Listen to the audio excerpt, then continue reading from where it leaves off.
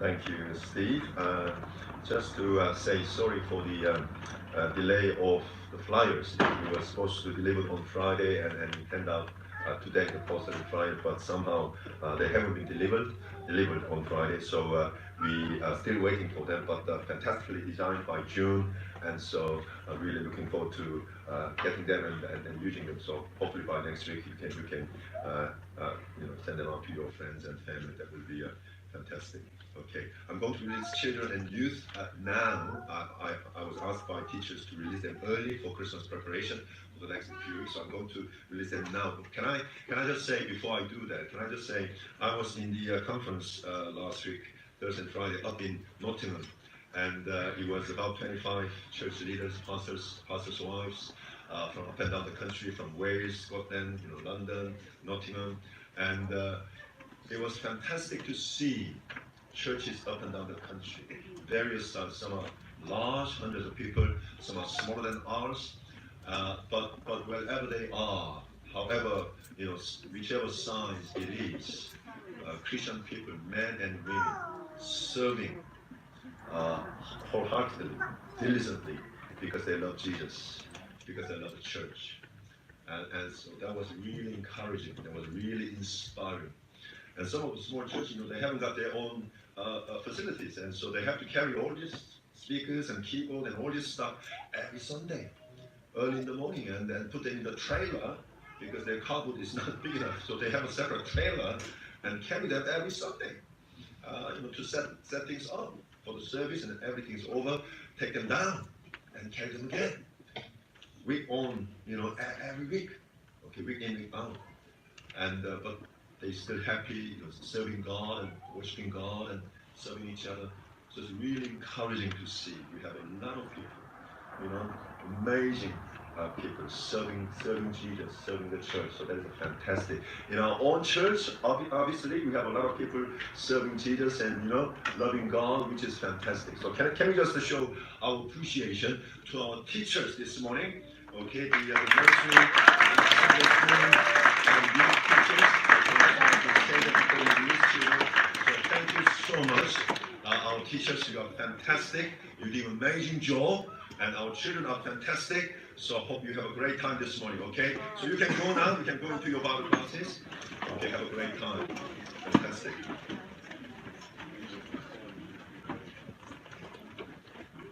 Oh, that's nice. A little kiss and then go. That's good.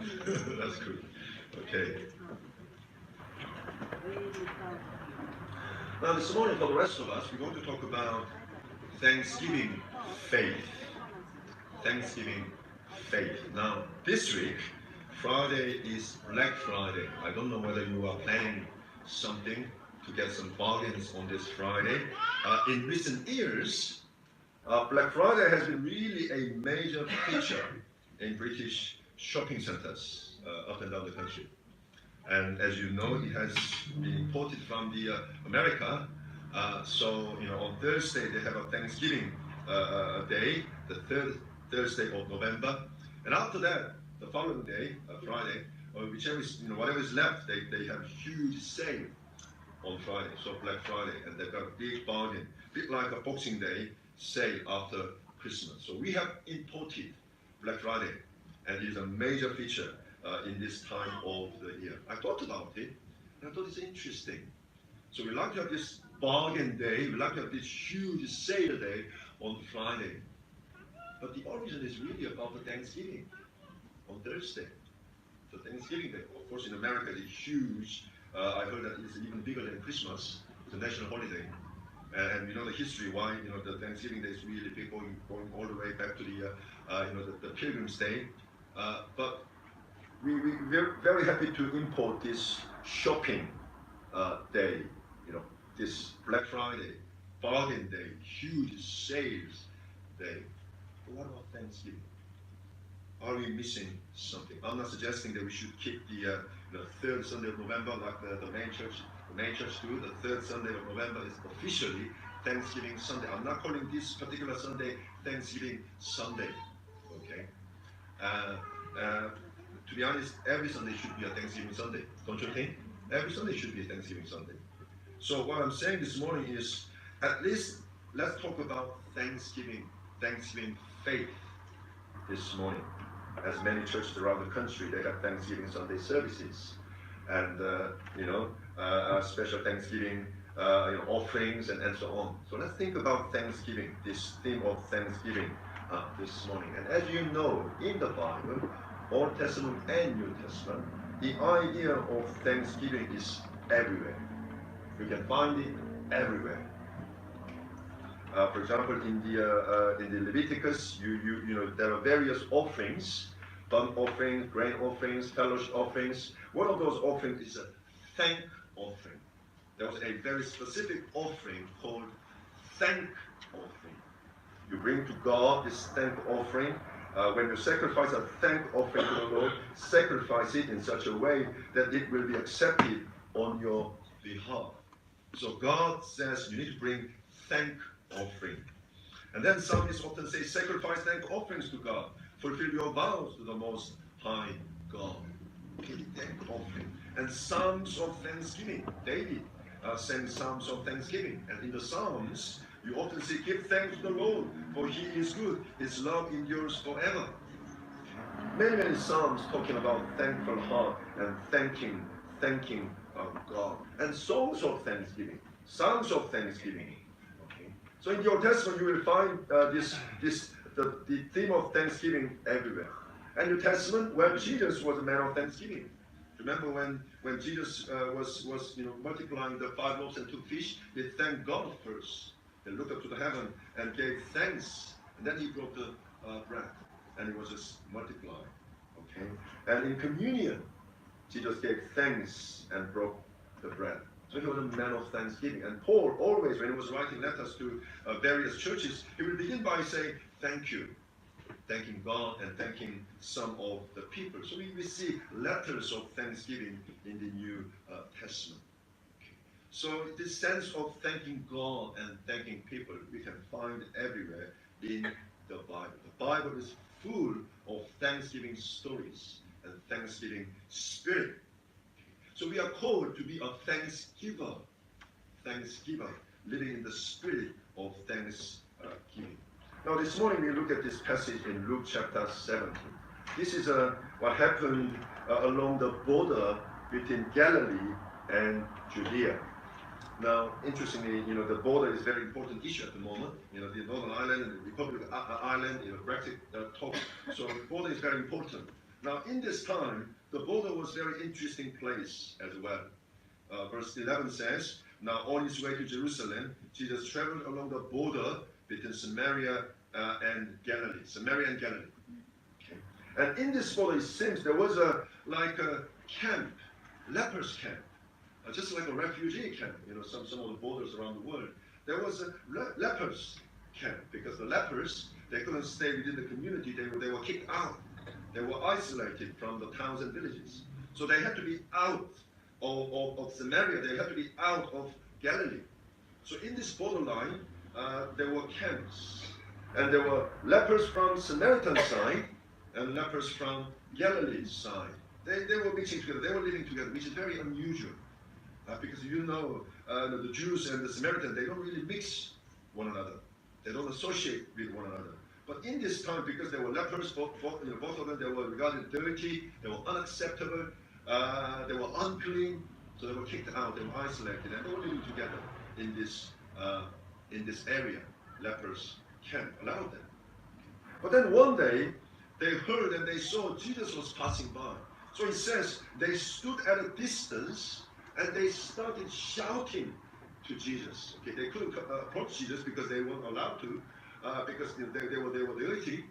So they had to keep a safe distance. Okay, so standing at a distance, but they want to reach to Jesus and calling to Jesus, Jesus, Master, have pity on us. They call it in a loud voice, making sure that Jesus can hear. Okay, Jesus, Master, have pity on us. So out of their desperation, they living as lepers. But they heard perhaps that Jesus healed lepers before, and we read that in Luke chapter 5. There was a man of leprosy, and he came to Jesus, Lord, if you are willing, you can make me clean. And Jesus reached out his hand and touched that man. I am willing, and be clean. And the leprosy left him. So perhaps they heard this story, and normally people wouldn't approach lepers, but Jesus was somehow amazing. He even touched the leper. So they were encouraged, and they were standing at a distance, but they crying out to Jesus, calling loud, Jesus, please have pity on us. And then Jesus responds in the next verse. When he saw them, he said, go, show yourselves to the priest. And they went, they were clean. Now, it is interesting because Jesus this time, he didn't approach them and touch them and say, be clean. He didn't even say, be clean. He just said, go and show yourselves to the priest. Okay. Perhaps that wasn't something that the lepers were expecting. They were expecting some kind of, Jesus saying, be clean, okay, or be cured, or coming close to them and then laying his hand on them. But before saying any of those things, he just said, go and show yourselves to the priest. And they went. So this really shows these lepers, you don't know who they were, but they had an amazing level of faith. They just believed. Jesus said, go yourselves to the priest, and they believed. Okay? Because if you go to the priest, you're taking a very risky step. What if you are not cured? You arrive and you are not cured. And the priest will call others to stone them. That was a strong possibility. As a lepers, okay, how dare you come here? All right? How dare you come into the towns? So it was a very risky move, unless they were absolutely sure that as they went along, they will be somehow cured. So we can see here, these lepers, they had an amazing faith. They weren't hesitant. Okay? They just believed in Jesus somehow, and they believed that they would be cured on their way. And that's exactly what happened. So we can really admire these people. They just took Jesus' word and then experienced this amazing healing. They were all got healed. They were clean, the Bible said. However, the trouble is in the next verses. It says they were all healed, and then the following verse it says, this one man, one of them, verse 15, when he saw he was cleansed, he came back and praising God in a loud voice. Okay. So one of them, he was so grateful, he was so thankful because he was cured. And so he came back, he turned around, and he thanked God, okay, praising God in a loud voice. And Jesus was quite impressed by that. Okay. It says he was praising God in a loud voice, and previously he called out to God in a loud voice, and he got the attention of Jesus. But this time he praising God in a loud voice. Okay. Sometimes we are very good at calling out to Jesus in a loud voice because we have some troubles, because we have some needs, because we have some problems, and we want God to solve them. Okay, we're calling out, we're fasting, we're praying, we're calling out to God in a loud voice. God, please help me. Lord, please help my family. Please open the door for me. We're calling out to God in a loud voice. But very often, when it comes to Thanksgiving, our voice is a bit quiet. We are not equally praising God in a loud voice. Notice it was only 1 out of 10. All 10, miraculously, amazingly, they were healed. So they did have this level of faith, amazing faith, miracle believing faith, fantastic, wonderful. We want to have some of those faith. So they did have this amazing faith. But that was just about it. After receiving this blessing, this miracle, this cure from God, 9 of them, they didn't even return. Just one of them, he returned. He turned around, he took his time, and he came to Jesus and said, thank you, praising God in a loud voice. Now, brothers and sisters, I just want to think about, me and you. What about us? Are we like the one person who returned to Jesus and thanked him in a loud voice? Or are we like the rest of the group, the other 9, who didn't really bother to come back and thank Jesus? And I remember the autumn conference speaker a few weeks ago. He said many years ago he was in a meeting and there was a lady, this lady had this really incurable disease. Okay. But she came and attended this conference, and so he after the conference he prayed for sick people, and those amazing miracles took place, and people got healed, including this lady. Okay. So she was really, as you can imagine, she was really happy. She was really, happy and excited about this. And so so much so she came to see this pastor and said, Pastor, thank you so much. Thank you for the prayer. Thank you for the message. And I got healed. Thank you. And I want to come and see you. Because I want to thank you, and so I want to come and see you. And he said, well, God did it. It wasn't me. God did it. So you don't need to come and see me. But she insisted, no, I want to come and see you. I want to come and see you. So can I have your address, please? So she took down all the address and everything. And so he said, no, you don't have to. But she really insisted. Okay. And that was 15 years ago. She hasn't even come back yet. Okay. She hasn't come yet. So we may say things, and we may experience God's miracle and God's blessings, and a lot of us, all of us, we did. Okay. But what about our thanksgiving? What about our thanksgiving spirit? Now in 16, it says, he threw himself at Jesus' feet and thanked him. According to the original original language, the Greek grammar, it means thanking Jesus continuously. It wasn't just one-off. Thanking Jesus. So he threw himself at Jesus' feet. So by the Jesus' feet, okay, and threw himself and thanking Jesus continuously. Thank you, Lord. Thank you, Jesus. He couldn't just stop. Thank you, Jesus. That was amazing. That was fantastic. I'm so grateful for what you did. Thank you. Thank you. Thank you. I didn't deserve, but thank you, Jesus. So he just couldn't stop thanking Jesus. Continually thanking. And then it says, there is a little phrase at the end, it says, and he was a Samaritan. He was a Samaritan, suggesting the other 9 were Jews. This was the only Samaritan. In the border, the Jews and Samaritans, they were all mixed in the lepers camp. So it was only a Samaritan, and the other 9 were Jews. The Jews were taught to thank God all the time.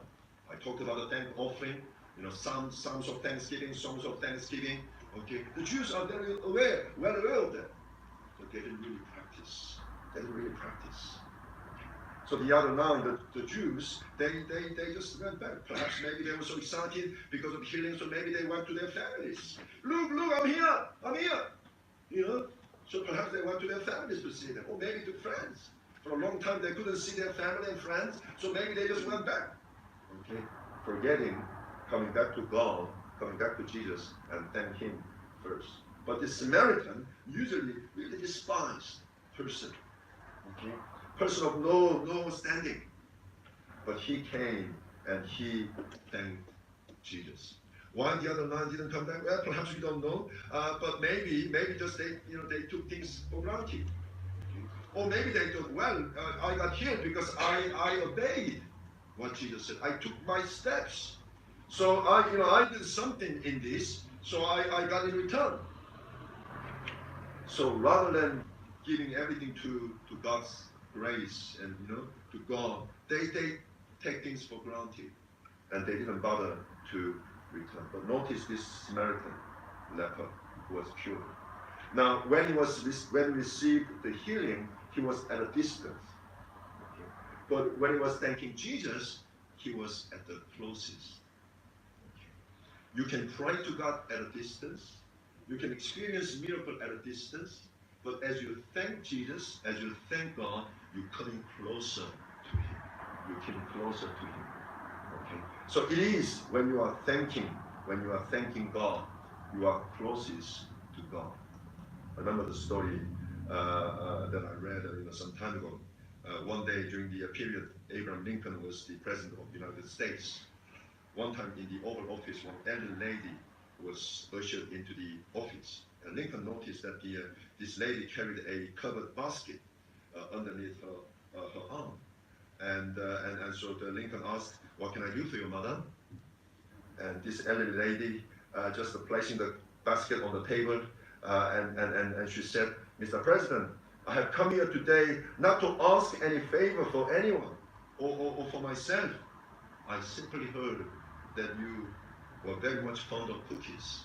So I came here today to present you some cookies that I baked, that I made at home. So please enjoy them. And the story goes, as he listened to this lady's words, tears were running down on his cheek. And Lincoln said, "My good woman, your thoughtful and unselfish deed moves me. Thousands of people have entered this office since I became president, but you are the only one, you are the first one to come asking for no aid, no favor, not asking to anything for yourself or anybody else, but just to bring this little present for me. Thank you." It moved Lincoln's heart because this lady came, just to bring something, to say thank you, President, you did a great job. And if we, like this lady, like this Samaritan, when we bring our hearts of thanksgiving, and wouldn't it be, really touch God's heart? Jesus was so moved here. He was so moved. One person took time to return and to say thank you to Jesus. And that's what we are talking about here this morning. We have received amazing grace of God. This year alone, when you look back, we have received amazing grace of God. Yes, there was ups and downs, ups and downs. Always it will be. But all in all, we have received an amazing grace of God. Amazing grace of God. If you can't think of anything else, well, let me tell you, your name is written in the book of life in heaven. How about that? So even if you die tonight, you can go to heaven. All right? Once you put your faith in Jesus. Obviously, you need to make sure that you have faith in Jesus. But once you put your faith in Jesus, you will go to heaven. Your name is written in the book of life in heaven. Now remember last Sunday, all those names on the gravestones, memorial stones, the family is so proud. Our dad's name, our grandfather's name, our uncle's name, engraved on those stones. They were so proud, so grateful. But what about when you know that your names are written in the book of life in heaven, in front of God? You cannot buy that. You cannot buy that. It's only by the grace of God. So there is so much that we can be thankful for to God. We can be grateful for to God. And so this Samaritan person, he came back and he thanked him. Okay. Now notice that his thanksgiving wasn't just the words, wasn't just wish. No, he could say, well, that was great. So I'm grateful to Jesus. I'm thankful to Jesus. He just could have thought in his heart, without actually taking the action to come to Jesus. Okay? But what God is looking for is you give thanksgiving with action, not just words. Don't say, well, I'm thankful in my heart. Obviously, that's the start. But we want to see it in action. We want to see it in action in real life. That's what you do. When you're thankful to somebody, you don't just say thank you. When you're really thankful, you bring something. You write a card or chocolate or gift or something. That's what we do. Okay. What about God? We can bring more. We can bring more to God. More than just words. Obviously, our hearts, our words, they're important. But we want to demonstrate, action. And that's why this Sunday, this morning, we've been saying that we'll collect the Thanksgiving offering, reflecting your heart, reflecting my heart. So that's between you and God. We want to say thank you in real action, and that's what this Samaritan did. And the world is really ungrateful. We are living in ungrateful world. Paul said, Romans 1:21, for although they knew God, they neither glorified him as God nor gave thanks to him. Although they knew God, they didn't really give thanks to God. And in 2 Timothy chapter 3, but mark this, there will be terrible times in the last days. People will be lovers of themselves, lovers of money, boastful, proud, abusive, disobedient to their parents, ungrateful, and unholy. In the last days, in the last, the end times, we will see people are increasingly ungrateful. ungrateful. Ungrateful to God and ungrateful to one another. And Jesus, in the next verses, verse 18, he's asking this question: was no one found to return and give praise to God except this foreigner? Jesus didn't just receive this Samaritan's thanksgiving. He actually asked, "What about the other nine? Was no one found to return and give praise to God?" In other words, he was actually expecting all 10 of them to return and say, "Thank you, Jesus." He was expecting that. So he was a bit disappointed. He was grateful. He was delighted that this one person returned, but at the same time he was disappointed. The other nine didn't return. So he's asking the question: what about the other nine? God is expecting us to be thankful, to be grateful, because He deserves. He deserves. And so it is our duty that we come before God and we say thank you, and we bring our thanksgiving, in whichever way we can do it. And then in the next verse, Jesus says to this Samaritan, then he said to him, "Rise and go, your faith has made you well." Well, that's interesting, isn't it? Because this Samaritan was healed already. He was healed already. But then Jesus says, "Rise and go, your faith has made you well." In other words, Jesus is saying, well, I can see now you are healed physically, but that's not complete. Okay? And let me bless you spiritually too. So your faith has made you well. It is when we are thankful to God, we are growing. We are growing. We're coming closer to Jesus. So thanksgiving makes our faith complete. It's a thanksgiving faith. Thanksgiving. And in thanksgiving, we need practice. It doesn't come automatically. It doesn't come naturally because we are living in a sinful world. Okay? And so we are quick to complain, grumble about things, but we are quick to give thanks. So it takes training. It takes practice. 1 Thessalonians chapter 5, give thanks in all circumstances, for this is God's will for you in Christ Jesus. So even when things are not really going according to your plan, we should thank God still. Say thank you to Jesus. Thank you. Okay, that needs to be our practice. Linus told me this morning that he heard from his father. Linus, did you say? Father-in-law. Father-in-law. Yes.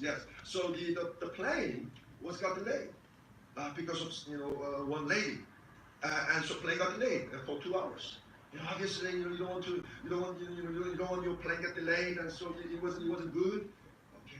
But later on, the plane finally took off, but they discovered, the captain said, well, it was actually good the plane got delayed because we found there was a problem with engine earlier time. So if it did take off according to the schedule, we were in trouble. We must be in trouble. Okay, so it was good. It was good the plane got delayed.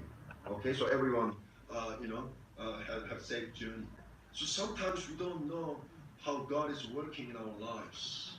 Even when things are going tough, even when things are not going smoothly, we need to just keep saying, thank you, Lord. Thank you, because you are sovereign God and you are in charge.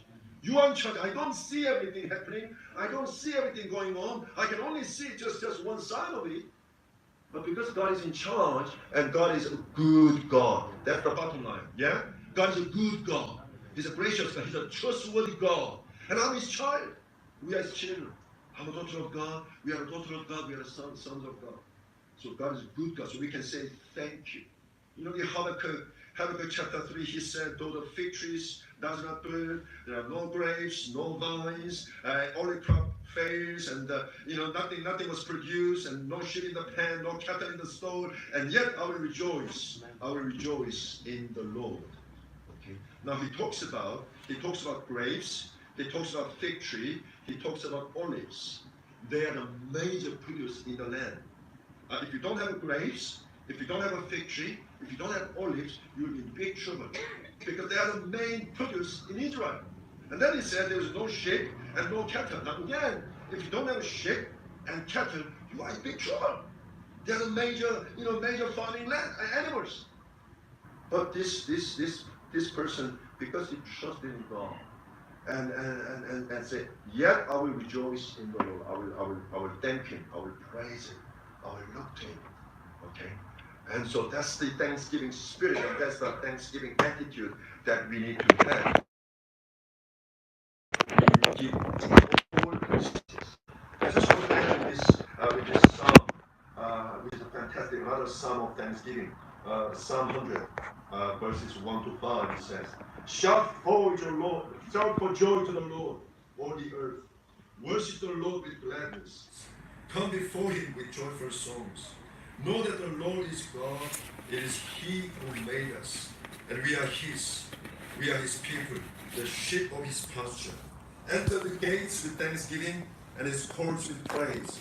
Give thanks to him and praise his name. For the Lord is good, and his love endures forever. His faithfulness continues through all generations. Now it says in this verse, it says, enter his gates with thanksgiving and his courts with praise. I like the way the Message Bible says, enter with the password, thank you. Yeah. You know, sometimes when you log on a computer and you forgot the password, so you have trouble getting into the your website or something, okay, because you forgot the password. And let me tell you, if you want to enter the gates of God, the password is thank you. TANKYOU. Thank you. In case you forgot about the password, that's the password. Okay. So you can enter with this password, thank you, and then you will have access into the courts of God. Okay. His temple, his presence, his courts of God, and that is the password. I will thank God in times of happiness as well as sadness.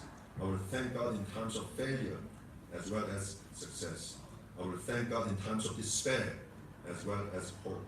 I will thank God in times of loss as well as gain. I will thank God in times of scarce as well as abundance. I will thank God in times of defeat as well as victory. I will thank God in times of pain as well as health.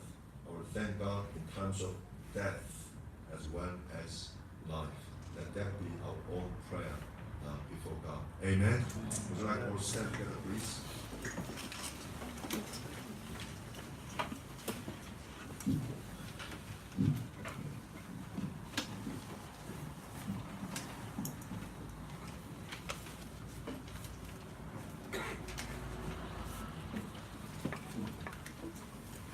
We want to sing a song and pray in response to the word of God.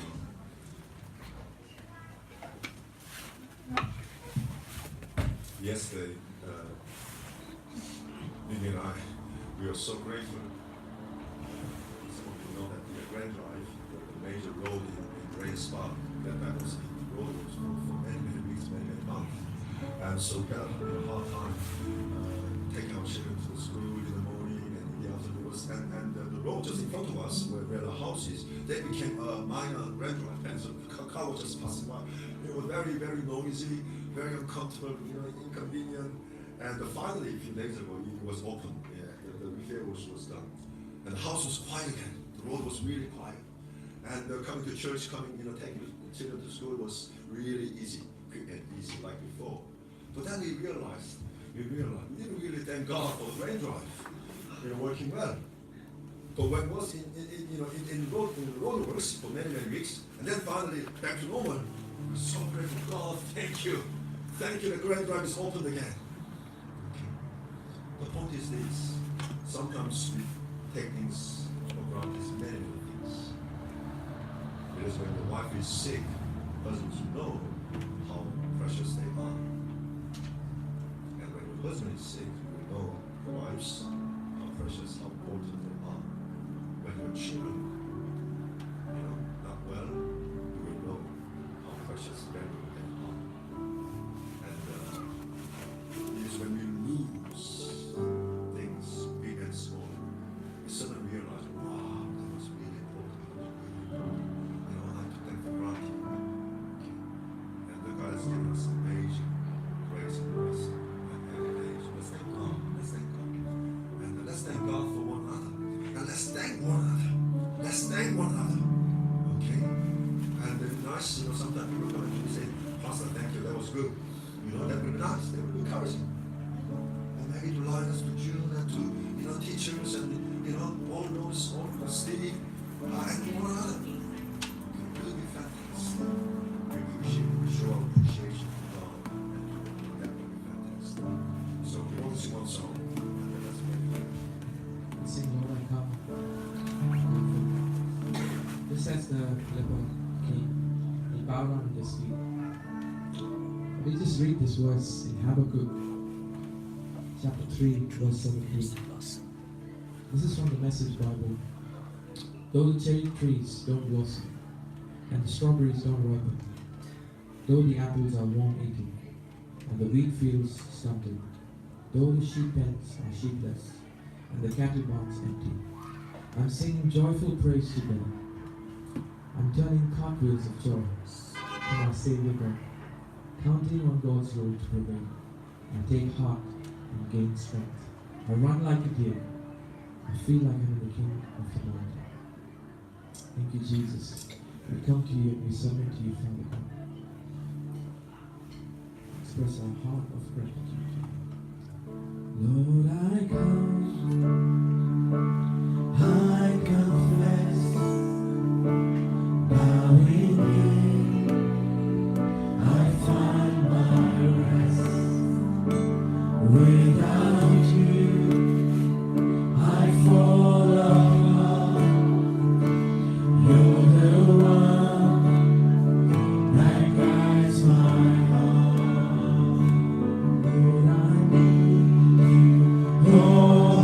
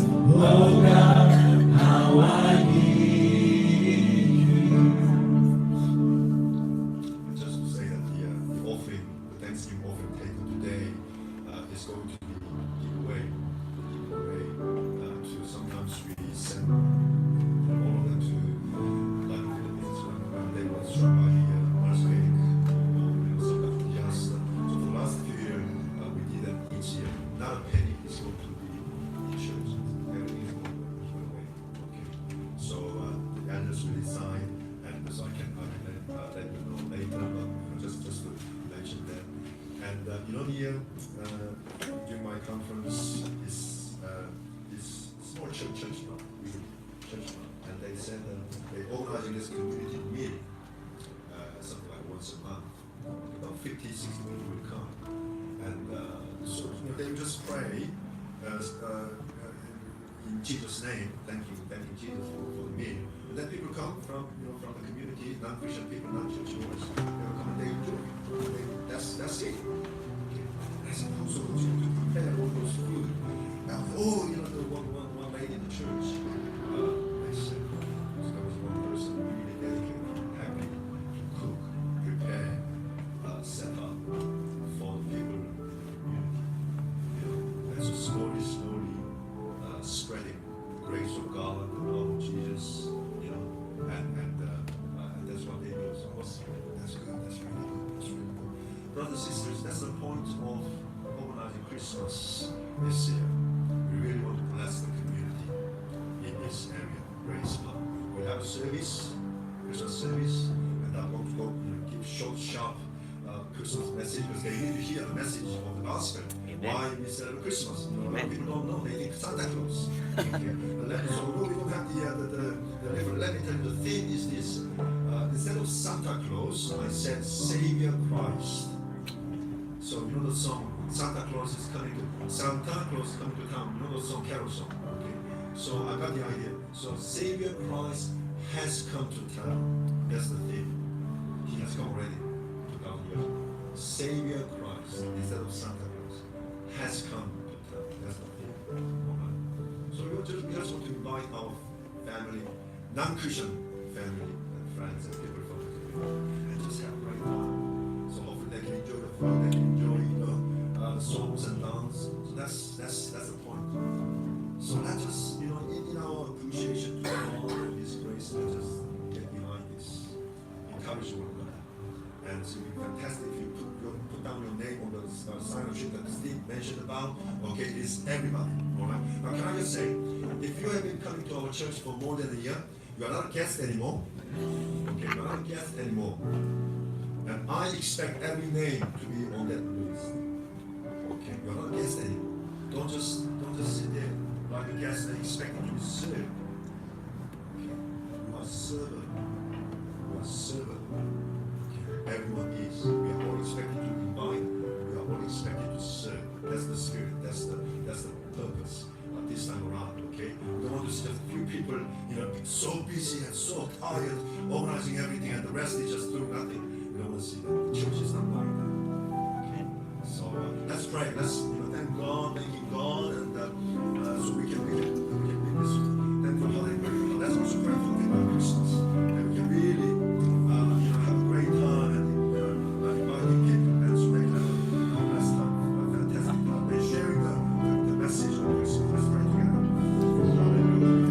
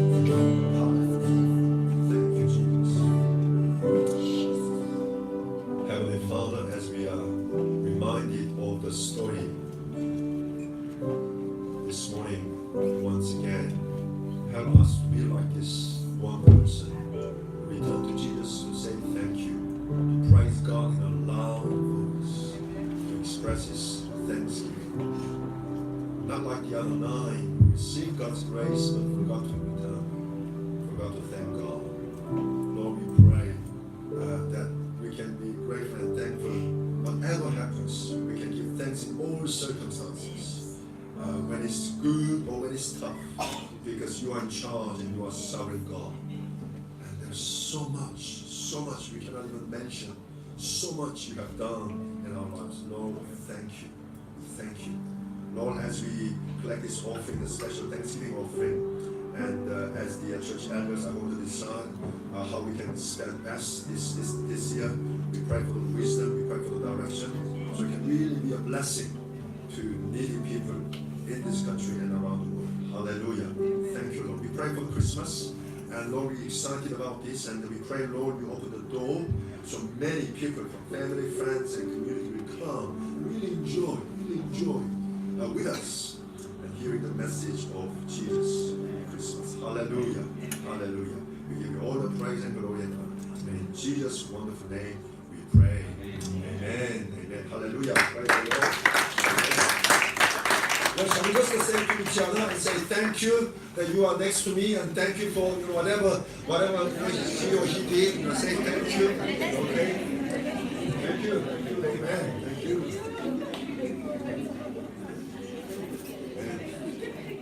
Okay, fantastic. Okay, we're going to sing the Lord's Prayer song and close the service.